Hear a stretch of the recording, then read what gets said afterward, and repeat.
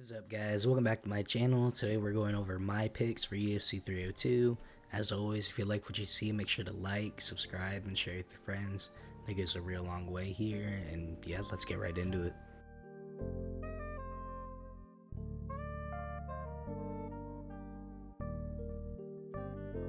Alright, for the first fight, we got Randy Brown versus Elizeu Zaleski dos Santos. Hopefully I didn't butcher that too bad. For me, this fight is pretty easy to pick. I got Randy by finish. First off, dos Santos is 37 years old. That's pretty old for MMA. And based off of his last fight, I wouldn't be surprised if he gets caught early in the first round. I will admit, he does know how to bounce back from getting hurt and stay in the fight, and that could easily give Randy problems, but I really just think his age is going to show, and a young guy like Randy who's 33 years old will be able to give him a lot of problems on that front as well. Now, the main reason I think Randy will finish dos Santos, aside from the age, is the reach. Randy has a significant advantage in the reach category, especially when you consider that he is listed at 6'3", and dos Santos is listed at 5'11". I do think dos Santos' best bet would be to catch Randy early in a blitz, or maybe take him down for an early round sub. Besides that, I really don't see him getting to the end of the fight. I really just think that Randy's reach and length will be enough to keep dos Santos at bay, and he'll probably catch him at the end of his punches for a nice clean finish. I got Randy Brown by TKO/KO in the first round. Alright, for the next fight, we got Jailton Almeida versus Alexander Romanov.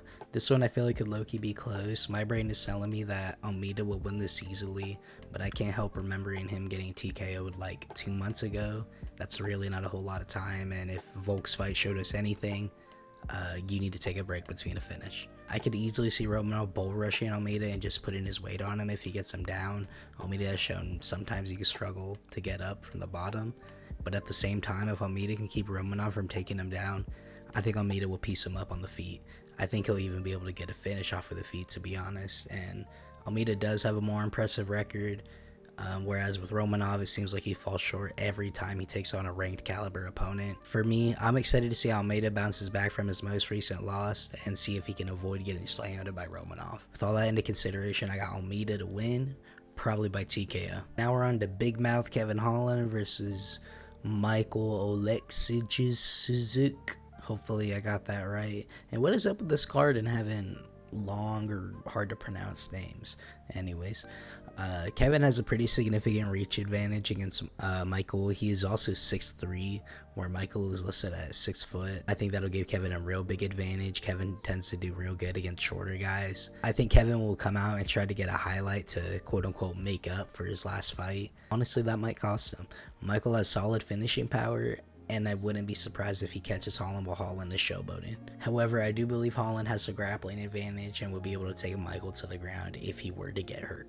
In Michael's last fight against Michel Pereira, he showed that he can get flustered if he gets rushed early on, and I think Holland could easily take advantage of that.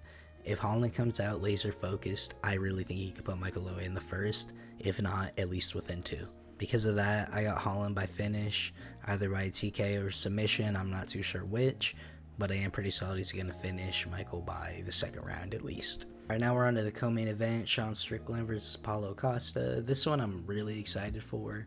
Both of these guys have a large following on social media, so it feels like they both have a lot on the line for this. And you know what? They both kind of do. With Sean, he's a very controversial guy. He says a lot of things in social media, so there is a lot of people that really want to see him get his ass beat. And you know, you can't really blame him with some of the stuff he says. Very political heavy and controversial. And now you go to Paulo Costa. Yeah, he's always memeing and stuff on Twitter, but he's also said his fair share of controversial shit. So I like the memes where you see it's like Hitler versus Stalin, and I kind of get that vibe from this fight. I love both of these guys. They're some of the most entertaining fighters right now, like in terms of personality. I love watching anything like they do. But you know, that is the truth. They do resort to things like that for cheap likes. But anyways, I see Strickland as their favorite to win this. Like I said, it seems like he kind of has a bigger following than Costa because of the things he talks about. And he did have that performance against Izzy, whereas Izzy kind of dogged on Paulo Costa. But honestly, I really wouldn't be so sure in that pick. Like, I understand that Costa gasses out early on, and Strickland does have more than enough in the tank to stay dangerous throughout a fight. But something tells me Costa is going to be in peak top form for this Saturday. I think Costa will be able to use his power early on, as well as a variety of his kicks. I'm maybe thinking a spinning back kick KO to hurt Strickland really bad. Strickland showed on his last fight that he could get complacent after taking some damage. So if Costa can hurt him early on, I think that will keep Strickland from applying pressure. And also, I'm not sure how Costa is when he sized up next to Drixus, but they're both larger, muscular men, and that seemed to give Sean problems when he fought Drixus. If Costa can't get Sean's respect early on by hurting him, I think Sean pieces him up with the jab and takes Costa to a unanimous decision. I know a lot of people think this fight will be a war given the moment some of these guys have been in, but I feel like it'll only be exciting if both fighters risk it all throughout the fight, and neither of them are really known for doing that. Now, I would really be happy to be wrong on this front, though. Anyways, I'm going to have to go against the grain with this one. I got Costa via TKO/KO, probably early. I just think the power and variety of his kicks will be enough to catch Sean early on. Maybe a similar KO as to the one Chandler got against Ferguson, or he's going to hurt him with a similar kick that hurt Robert Whittaker when Robert fought Costa. But if not, Sean's probably going to take him to a decision victory. I don't think he's going to be able to finish Costa. Maybe he will. I don't know. Costa does gas, but I don't know. I just think Costa's going to be able to pull it off. So, yeah, I got Costa by TKO/KO.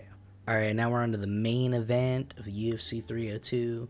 Dustin Poirier taking on Islam Makhachev for the title. This one is pretty clear to call. Obviously, Dustin Poirier is going to knock him out or get a gilly in the first round. Yeah, I got Dustin Poirier via gilly. I'm just kidding. I'm not a fucking cringe lord. Obviously, Islam wins. I just think unless Islam says fuck it and stands and bangs with Poirier like Max Holloway, the Diamond has no chance. Like, I understand Dustin is fucking 6-0 in June, or the Costa curse, or whatever the hell you guys make up in your head. But the reality is, unless Dustin one-taps Islam, Islam can always take Dustin down at will if he gets hurt. Even then, there's a very solid chance here's Dustin on the feet. Islam keeps getting better at this striking, so he might try to get a finish via his fists if he finds an opportunity, which he will. Don't get me wrong, I would love to see Dustin win. That's like a Rocky Balboa type story. But seeing Volk and Ngannou get KO'd the way they did within a year, that changed something inside of me. Underdogs are underdogs for a reason, and I think reality is going to smack a lot of people in the face this Saturday. With that being said, I pick Islam Makhachev via TKO/KO in the third, probably by a head kick. Well, those are my picks, guys. Thanks for watching. As always, if you like what you saw, make sure to like, subscribe, and share it with your friends. It goes a real long way here. And make sure to check me out on Twitter at SockOnDsLive. Seeing as we have a very exciting month for MMA, I will be very active over there. So make sure to stop by to see my opinions on the current state/news in MMA right now. And starting this Friday, my gaming videos are going back up, so make sure to stick around for that. Alright, that's all I got, guys. My cat's been cracking crazy and needs to be played with. So, yeah, thanks for watching. Peace.